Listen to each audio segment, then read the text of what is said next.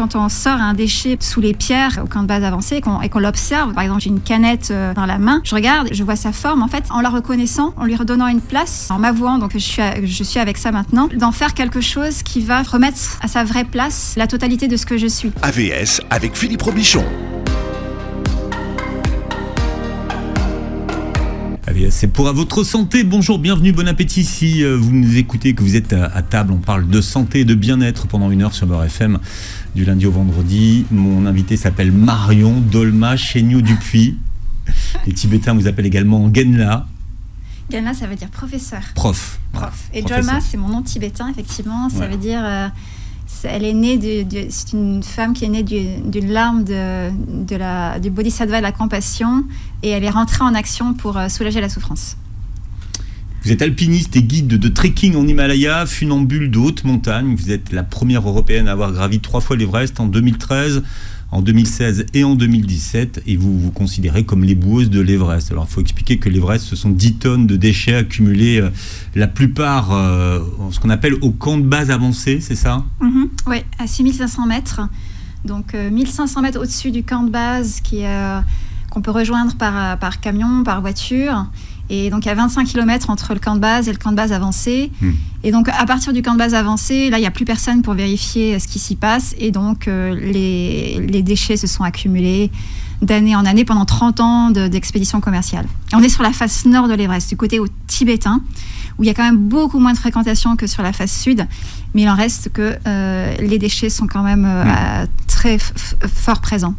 Et vous avez mis en place un modèle de gestion de déchets pour préserver la pureté de l'eau des glaciers himalayens. Et alors, vous racontez tout ça dans un livre, un livre dans lequel vous proposez de gravir son propre Everest intérieur en 7 étapes. Le livre s'appelle l'Everest du potentiel. 7 étapes pour révéler ses forces chez Flammarion. Quelle définition avez-vous du mot potentiel ? Alors, j'en ai une définition qui est assez personnelle. Ouais, c'est pour ça que je lui demande. Ouais.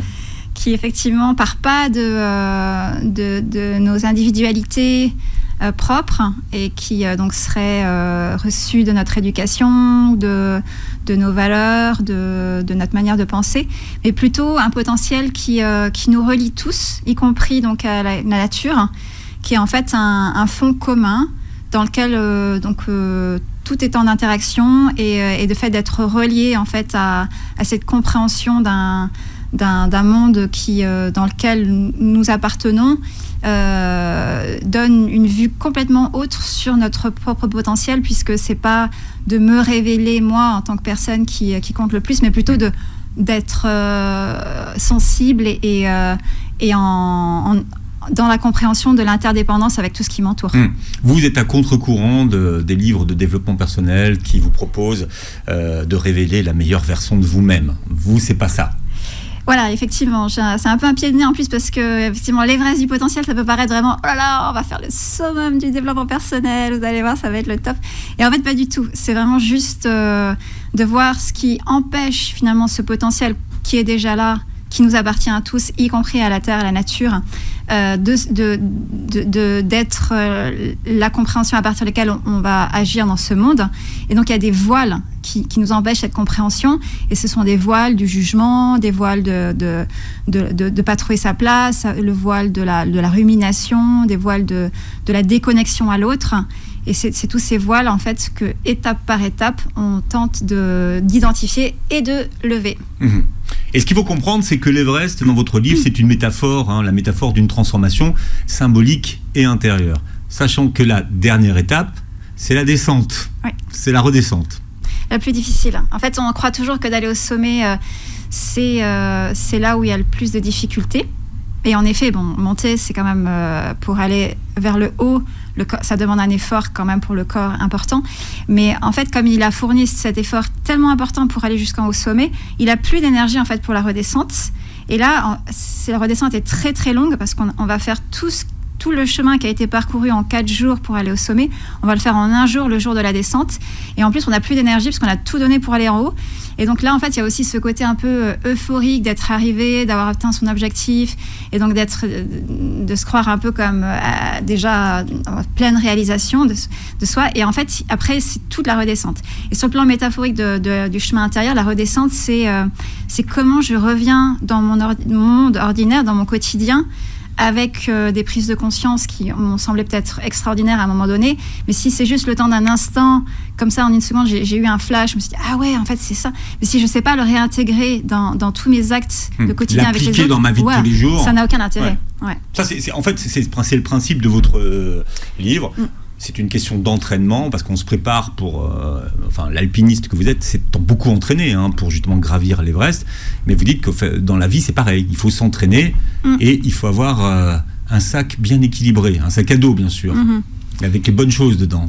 Oui, là, et puis il y a une sorte d'auto-évaluation tout le temps, en fait, qui a lieu pour savoir si, justement, ma manière d'être acteur dans ce monde avec les autres, dans mes comportements du quotidien, est-ce que sont alignés avec justement ces valeurs ou ces aspirations que j'ai pour être bien équilibré, pour avancer dans la bonne direction. Et donc là, on sort un peu de ce potentiel qui nous unit tous et tout. Mais on est plus sur un chemin là où, quand on est en relation avec les autres et dans notre manière d'être au monde, là forcément ça devient unique à chacun et on a tous des aspirations différentes et une manière de nous déployer pour être une expression de qui on est avec les autres. Et ça effectivement, c'est dans l'ajustement, l'évaluation continue, sans jugement envers soi, parce qu'on ne va pas commencer à essayer de se forcer à être autre chose que ce que l'on est, mais simplement avoir cette veille, cette observation sur nous-mêmes qui permet de pas juste se dire ah voilà, moi j'ai réalisé que j'étais ça, et puis après en fait ne pas du tout l'appliquer au quotidien, dans tout notre petit geste, l'intégration qui est le plus importante. Alors vous l'avez gravi 3 fois l'Everest, donc c'est un exploit, vous l'apprenez par hasard et vous dites je voulais sortir de la performance.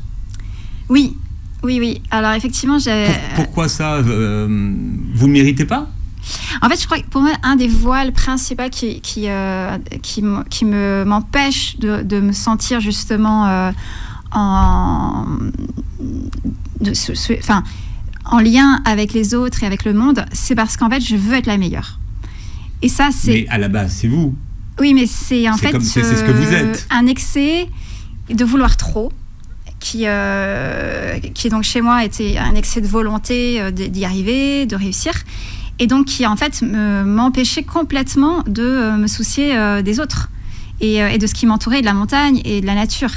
Donc forcément cette performance à un moment donné, elle m'a semblé être quelque chose qu'il fallait que j'arrive à dépasser pour voir justement comment je pouvais percevoir l'autre et le monde sans en fait avoir ces lunettes qui tout le temps me fait me comparer aux autres et vouloir être la première. Non, ça a été vraiment... Mais c'est un moteur. C'est un moteur pour faire les choses, non ? Non, je dirais que cette quête de toujours plus, de toujours être au-dessus, c'est quelque chose qui finalement est destructeur. Et mène en fait à tous les excès dans lesquels on se trouve aujourd'hui. Parce que le cerveau, de toute façon, veut toujours plus. Oui. On fait 3 fois, après on fait 4 fois, après on est la première qui a fait 10 fois. Oui. Non, le désir d'être en vie, le désir d'être relié, d'être vivant et d'être pleinement dans un éclat d'expression de soi-même pour affirmer ce que l'on est. Ça, je crois qu'effectivement, c'est très riche et je vois aucun voile, aucun inconvénient à ça. Par contre, cette performance, je l'ai vue sur l'Everest, que c'est vraiment la métaphore de l'excès en fait de vouloir toujours être le meilleur et aller plus haut et se montrer vis-à-vis des autres. Ça, j'ai vu à quel point ça mène à des conséquences très lourdes. On voit les expéditions, donc tout le monde se côtoie dans les... Oui. Ouais. Alors, il y a un événement sur lequel vous passez très rapidement dans le livre, c'est le fait que vous ayez donné un rein. Ah oui, c'est tout récent. Et effectivement, c'est l'organe qui en plus permet de réguler au niveau interne tous les autres organes pour que tout fonctionne bien, autant au niveau du rythme cardiaque que... Vous passez rapidement dessus, mais vous le dites quand même. Donc, oui, parce qu'en fait, j'avais besoin de recontacter ce qui vraiment en moi est très vulnérable dans même ma manière d'être en bonne santé. Et là, j'étais donc cette année pas du tout dans mes meilleures conditions physiques. Et je connaissais pas cet état. Et j'étais toujours en sorte d'illusion que j'étais de toute puissance, de pouvoir gravir les montagnes et d'être au meilleur de ma condition physique. Et là, en fait, de pouvoir vivre ce que je raconte aussi dans certains chapitres où je décris donc la rencontre avec nos ombres, avec la fragilité. La part d'ombre, hein, notre part d'ombre. Oui. Ouais, et cette fragilité qui est en nous et qui peut devenir en fait une brèche par laquelle finalement un espace de réalisation de qui on est vraiment d'une manière plus authentique derrière en fait ce masque ou cette carapace que je me suis forgée et qui est une part d'ombre, qui est de toute puissance dans mon cas. Donc là en fait recontacter ma vulnérabilité, c'était la brèche par laquelle j'ai incarné de nouveau en fait l'humaine totalement ordinaire et fragile que je suis avec mes conditions physiques qui étaient beaucoup moins bonnes que ce qu'elles étaient avant. Alors quand vous vous demandez à quoi cela sert-il l'ascension de l'Everest, vous dites que ça ne sert à rien. Alors pourquoi l'entreprendre si ça ne sert à rien ? Alors, dans mon cas, il y a une ambivalence. En fait, parce que c'est une réponse qui vous est soufflée, on va dire. Ça sert à rien. Oui, bon. Et effectivement, non, mais en fait, je le ressens quand même comme ça, profondément. Au départ, je suis quand même montée au sommet de l'Everest pour faire un diagnostic des problèmes de pollution et donc évaluer le nombre de tonnes de déchets à redescendre. Donc, c'est à partir de 2013 pour me rendre compte aussi de la réalité de la très haute altitude et voir que les alpinistes qui sont là-haut, en fait, ils ont plus que leur instinct de survie qui fonctionne et donc l'anticipation de laisser des déchets derrière eux, tout ça, en fait, c'est plus du tout leur préoccupation. Et donc, une fois ce diagnostic fait, donc 2013, je vais au sommet pour la première fois. Bon, là, il y avait un peu l'attrait de vouloir voir ce que c'est aussi que le plus haut sommet du monde, comme la vue qu'il y a là-haut. Et donc, alors, ça n'a pas d'intérêt, effectivement. La deuxième fois que je suis montée au sommet, ça n'avait plus aucun intérêt. J'ai vécu une désillusion complète, un désenchantement. C'est-à-dire que j'avais fait tous ces efforts pour aller là-haut. Il faisait nuit, il y avait de la neige. Je m'étais retrouvée plus ou moins toute seule parce que j'avais décidé de doubler tout le monde. Et donc, j'étais dans mon masque, ma carapace de guerrière, dans la performance. Et en fait, je me suis retrouvée extrêmement isolée. Et là, j'ai eu une sorte d'effondrement de me dire, mais pourquoi je suis là ? Qu'est-ce qui m'a bien pu me pousser à faire ça ? Et là, effectivement, depuis ce jour, j'ai ramené avec moi dans mon quotidien cette réalisation qu'effectivement, faire des choses extraordinaires n'avait vraiment aucun sens. Parce que le temps d'un instant, c'est se croire tout glorieux, mais en fait, après, dans ma relation avec les autres, ça va pas du tout m'apporter quoi que ce soit, à part pouvoir me vanter. Mais j'ai pas envie d'être quelqu'un qui se vante, ça m'intéresse pas. Donc, finalement, la troisième fois que je suis montée, heureusement, j'avais quand même donc de nouveau ce fond de compréhension que j'étais pas là pour atteindre des records. Et donc là, j'ai fait chaque pas pour aller au sommet, en fait, en me disant je reste connectée à tous ceux qui m'entourent. Un pas après l'autre. Voilà, avec cette intention de renforcer le lien à l'autre. Et c'est très difficile d'avoir ce lien à la nature, à l'autre, dans des conditions aussi extrêmes, où en fait la survie nous pousse à penser qu'à soi. Donc c'est effectivement un challenge que j'ai relevé là, sur cette troisième ascension, où ça m'a servi à quelque chose d'aller au sommet, donc de voir même quand dans mes tendances habituelles j'allais essayer d'aller doubler les autres, là je me suis dit non, je reste derrière, je me mets à leur rythme, j'apprends en fait l'empathie, à raisonner avec leurs problématiques parce qu'ils n'arrivaient pas à grimper certains endroits, et je me suis sentie beaucoup plus chaleureuse à ce moment-là. Voilà, j'ai invité aujourd'hui Marion Chéniaud-Dupuis. Vous êtes alpiniste, un guide de trekking, mais aujourd'hui ce dont vous êtes le plus fier, c'est une fondation, comment... Un label. C'est un label. Cleaning Everest. Alors, c'est vous qui gérez encore ou aujourd'hui il y a une armée de gens qui gèrent pour vous? Il y a une armée de gens et il y a le gouvernement chinois derrière. Donc, il y a tout ce qu'il faut au niveau du contrôle, de l'audit, en fait, de la propreté des camps sur la face nord de l'Everest. Donc, oui, on peut dire que c'est un Chaque succès. année, c'est combien de tonnes de déchets que vous qui sont redescendus. collectez? Oui. Ah oui, on est sur des 5-10 tonnes par an. Il faut imaginer la montagne. Hein. Ouais. La mer, c'est pareil. Hein. Ça se voit pas, mais voilà, c'est pareil. Oui, il faut savoir que... voilà. L'état de la planète, c'est ça aujourd'hui. Ouais. Alors, il y a de tout. Hein. Vous dites dans les déchets, on trouve de tout. On se demande même ce que ça fait là. Alors, les très vieux déchets, effectivement, eux, c'est du temps où il y a même la flamme olympique qui avait été montée en 2008 au sommet de l'Everest. Donc, il y avait encore l'emballage de la flamme qui se retrouvait... parce que elle avait été en fait transportée dans un emballage, voilà.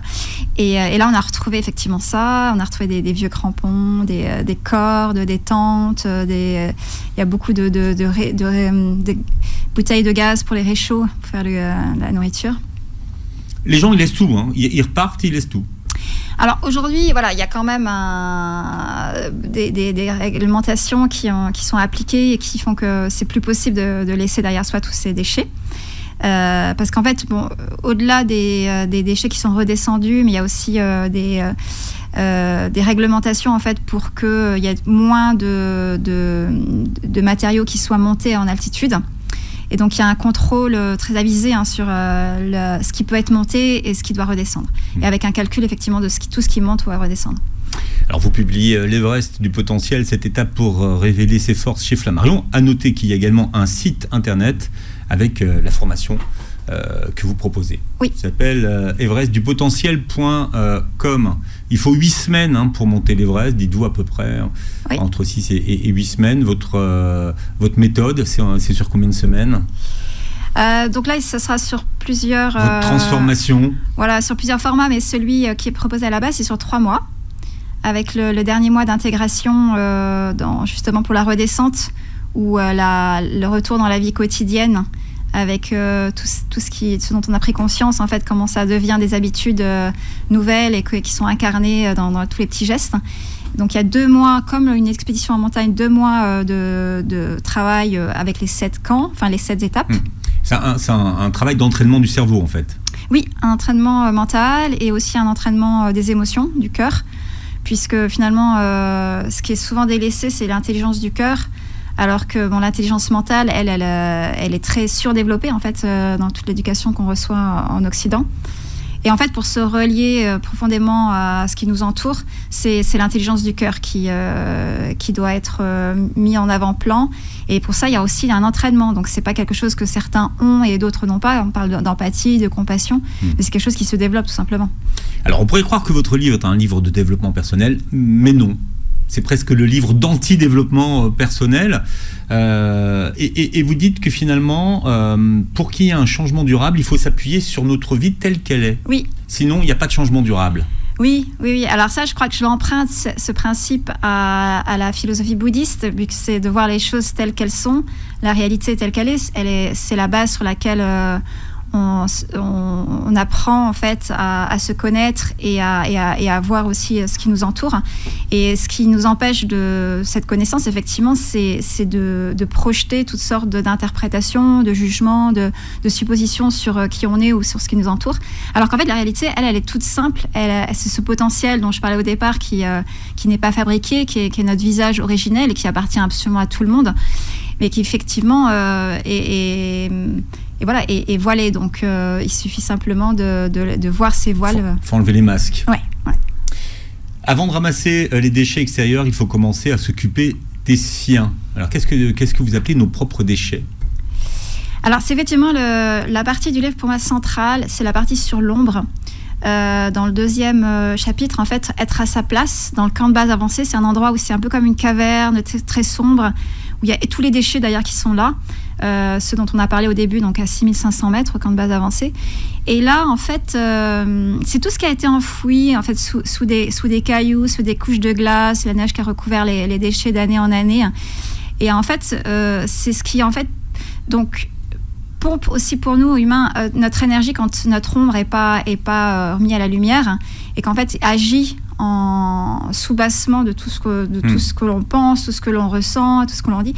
Et c'est cette ombre qui, quand elle est dégagée, donc quand on sort un déchet, par exemple, sous les pierres, comme au camp de base avancé, et qu'on l'observe, qu'on voit, par exemple, j'ai une canette de bière ou de Coca-Cola dans la main, je regarde et je vois sa forme, en fait, et je peux finalement, en la reconnaissant, en lui redonnant une place, en m'avouant donc que je suis avec ça maintenant, d'en faire quelque chose qui va finalement remettre à sa vraie place la totalité de ce que je suis. Et je peux tout à fait après dans l'axe de Clean Everest redescendre ce déchet pour après qu'il soit recyclé tout simplement et que ça devienne effectivement une œuvre d'art. Oui, voilà, quelque chose que j'ose montrer et qui me fait être aussi par cette différence d'avoir montré mes cicatrices, toutes mes bosses et tout ce qui a fait que la vie m'a peut-être blessée, mais quand je l'identifie, je l'assume et j'en fais quelque chose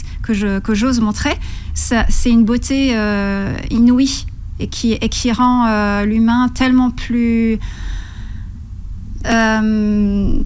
émouvant et attendrissant, et c'est ça le travail sur l'ombre. Mais c'est une métaphore là aussi, la part d'ombre. C'est une métaphore, mais qui finalement, pour moi, devient extrêmement concrète dès lors que cette ombre, justement, est prise en compte et reconnue comme une force qui est enfouie et qui devient ce avec quoi, finalement, je montre le plus beau de moi-même. Pour parler de la part d'ombre, vous dites que ce sont souvent de vieilles blessures de l'enfance auxquelles se sont ajoutées des mal vécus de la vie. Et on en a tous. Et la plupart du temps, nos réflexes, nos mécanismes de défense, c'est de les enfouir et de montrer une image de nous qui, justement, est allée au-delà de cette blessure et qui n'a pas su la montrer. Donc ça, c'est ces carapaces qu'on endosse toutes nos vies pour justement affronter les difficultés et de croire que c'est en étant fort. Oui, en étant fort. Donc effectivement, c'est les forces qui sont révélées dans ce parcours pour l'Everest, c'est l'inverse de ce qu'on croit en fait qui va nous arriver, qu'on va devenir plus performant, plus sûr de nous. Et c'est tout le contraire, en fait. C'est une rencontre avec la plus grande fragilité du vivant que l'on est, en fait, d'instant en instant, et qui ne sait pas, et qui n'est pas, comment justement... avec une barrière ou un masque qui nous protège, mais qui justement, en se montrant ouvert et vulnérable, est attendrissant pour l'autre. Et c'est ça le plus grand courage, finalement, d'oser montrer ça. Alors vous nous invitez à identifier dans notre corps les lieux où s'expriment nos parts d'ombre. Oui. Ça peut s'exprimer où alors, finalement ? Alors en fait, à chaque fois qu'on a une carapace pour cacher ce qui n'a pas le courage d'être vu en nous, on crée une tension il y a une tension qui se crée dans le corps. C'est le réflexe, le mécanisme de défense. En fait, la carapace, elle s'accompagne toujours d'un endroit où, par exemple, dans mon cas, ça va être de tendre mes épaules. Donc, je mets toute ma... Et la tension, ouais. Ouais, voilà. Et donc là, c'est comme si je portais quelque chose, un sac tout le temps sur mon dos, où je suis chargée de cette tension, en fait, de devoir avancer dans la vie comme si vraiment j'étais une guerrière. Une warrior. Ouais. Donc c'est à chacun d'aller voir, parce que c'est là, dans cette sensation, que se trouve le nœud du problème. Et c'est que dans le corps que peut commencer le travail de dénouement. Et après, en fait, les émotions vont suivre. Oui, dans l'identification de l'ombre, il y a une décharge après émotionnelle qui se fait dans les émotions qui tout d'un coup des barrages qui s'ouvrent et qui laissent déborder donc des émotions. Et ensuite de ces émotions, on peut en faire une sorte de nouveau récit de qui on est, un récit au sens s'approprier l'histoire de ce qu'il y a derrière. Ok, j'ai cette blessure, ok, je me suis forgé un caractère avec ça. Donc il faut le dire. Il faut le dire, il y a une expression, effectivement, déjà à soi-même, de ce que l'on est, et après d'oser le dire aux autres, comme je l'ai fait d'ailleurs dans mon récit, et comme je le fais d'ailleurs là, en parlant de mon côté, je voulais toujours être la première, doubler tout le monde, et oui, et en parler, parce qu'en fait, c'est attendrissant. C'est attendrissant pour soi et pour les autres. Mmh. Et après, on se libère donc de cette part d'ombre, ou cette part d'ombre, elle occupe sa place? Alors là, il y a un repositionnement. Parce que vous dites que finalement, la part d'ombre, elle a besoin d'occuper sa place. Voilà. Donc effectivement, tout est une question de place. Mais en fait, trouver la juste place pour qu'elle puisse se repositionner un petit peu différemment. C'est-à-dire, à certains moments, oui, à la limite, je reviens sur la question qui avait été précédemment. Est-ce que finalement, la volonté et la performance, ça ne peut pas être un atout dans la vie? Oui, pourquoi pas? Si effectivement, c'est fait consciemment, en disant, ouais, à ce moment-là, j'ai vraiment envie de donner tout le meilleur de moi-même, parce que sur cet enjeu-là, j'ai vraiment envie d'y aller à 100%. Alors là, je peux effectivement utiliser l'énergie de cette part qui au départ était une part d'ombre, parce qu'elle était inconsciente et elle me forçait à tout le temps agir de la même manière dans toutes les situations de la vie, à des moments où c'était pas du tout adapté. Ce que la plupart des gens ont développé comme stratégie. Voilà. Parce que ça fonctionne, ils s'en sont toujours sortis comme ça, donc allez. J'y vais. Non, c'est ça. Donc là, c'est un emprisonnement. Par contre, si effectivement la part d'ombre, elle devient consciente et ça devient une perle noire, au sens où c'est presque un atout, mais précieux, dont je peux me servir à certains moments précis, quand c'est vraiment la situation me le demande. Et alors là, oui, je peux mettre, comme tout le monde, je peux mettre un masque, je peux jouer un rôle qui m'est demandé d'être joué, et je l'assume pleinement, et c'est très bien. Mais la décharge d'énergie ne sera pas du tout la même. C'est-à-dire que je le fais, et puis je le laisse. Et je ne suis pas en train de trimballer ce sac tout le temps, tout au long de ma vie. Hein. Donc, je gagne en énergie. Bon. Là, ce matin, on est sur le flow. Oui, on est sur le flow. Il y a un sentiment, effectivement, C'est quoi le flow pour tous ceux qui nous écoutent, puisqu'on parlait d'énergie finalement Alors c'est une qualité attentionnelle, donc l'attention, la manière dont je pose mon attention qui est optimale. C'est-à-dire que je sais à chaque instant quel est ce qui est demandé de moi, et je donne l'énergie en fait en réponse à ce que l'environnement me donne comme attente, ou pour être en interaction optimale avec ce qui m'entoure. Donc c'est être complètement décentré de soi, pour être mieux en fait en capacité s'adapter à ce qui est attendu. Alors on est sur le toit de l'Everest ce matin avec mon invité qui est avec nous. Vous venez de Suisse, aujourd'hui vous vivez plus, mais vous avez vécu des années au Tibet. Alors au total 22 ans. 22 ans. 4 ans à Darjeeling et 18 ans à Lhasa. Et vous parlez tibétain. Tibétain. C'est ma première langue. Ouais. Et oui. C'est votre première langue c'est-à-dire que étrangère. Et ma première langue étrangère. Ouais. Voilà. Mais c'est vrai que pendant des années, je parlais pas du tout d'autres langues que celle-ci, parce qu'il n'y a pas d'étrangers au Tibet. On était une dizaine d'étrangers. Est-ce que vous êtes parti très tôt? Vous aviez quoi, 16 ans? J'avais 16 ans quand je suis partie à Calcutta, et j'ai réussi à convaincre mes parents de me laisser partir à 18 ans. Ils vous ont laissé quitter la Dordogne pour partir comme ça? Oui. Oui, ils ont eu totalement confiance, et je leur suis infiniment reconnaissant pour ça. C'était avant que ce soit la mode aujourd'hui. Enfin, c'est beaucoup plus facile d'y aller aujourd'hui. Non, mais je suis en plus pour ma mère notamment, c'était très difficile de pas savoir du tout où j'étais, parce que je donnais pas de nouvelles en plus. Puis à vouloir gravir les montagnes, il y a quand même des morts tous les ans sur l'Everest. Ça peut arriver à n'importe qui. Oui, même si c'est très encabré, qu'il y a des Sherpas aujourd'hui, bon voilà. Oui, c'est vrai que l'organisme est tellement exposé à des conditions extrêmes que la mort peut arriver à tout moment. Qui sont Jack et Anna Praeger?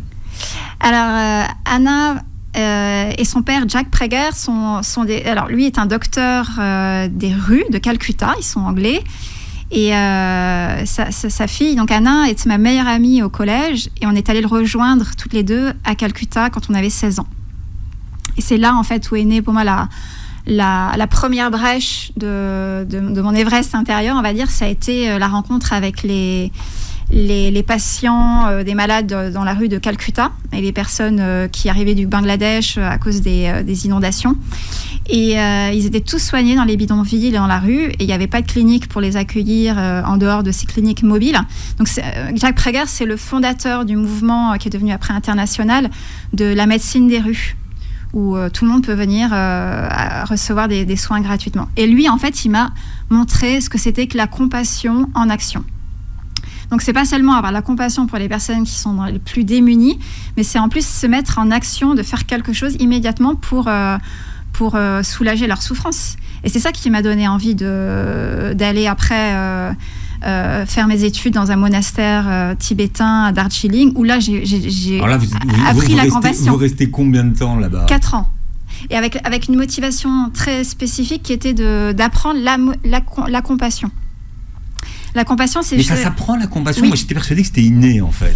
Mais en fait, l'empathie, c'est quelque chose qu'on a de manière plus ou moins innée. Donc, c'est la résonance avec les émotions de l'autre, et notamment les émotions difficiles quand l'autre est en souffrance. Et la compassion, c'est une dimension active qui part de cette empathie, où je résonne avec la souffrance de l'autre, mais en fait, je retrouve des ressources à l'intérieur de moi pour avoir confiance, espoir que cette souffrance peut s'arrêter, qu'elle peut être soulagée, et que je vais mettre en action pour aider et contribuer à soulager la souffrance de l'autre.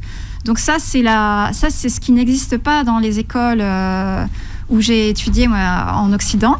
Et donc c'est pour ça que je suis allée à Darjeeling, dans un monastère bouddhiste, pour apprendre ça. Et ça fonctionne.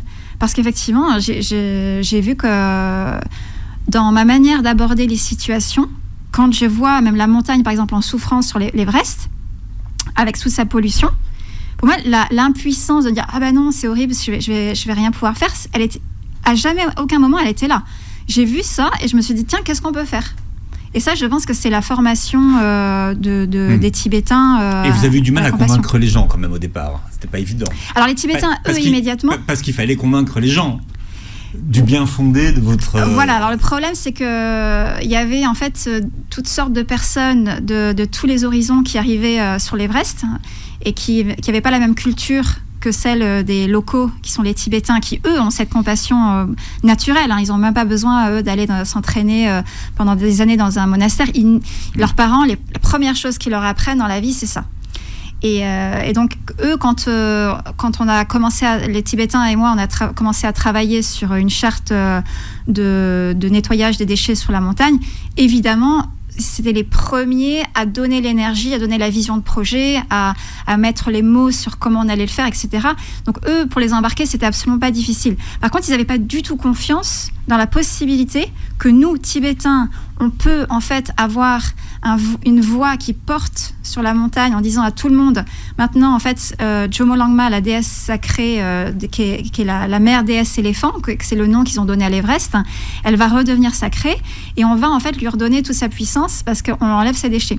Et ça, par contre, c'était un message que eux avaient du mal à porter parce qu'ils se sentaient pas légitimes vis-à-vis des chefs d'expédition étrangers qui arrivaient avec énormément d'argent, énormément de confiance en eux et de manière un peu péremptoire de dire comment on va faire, etc.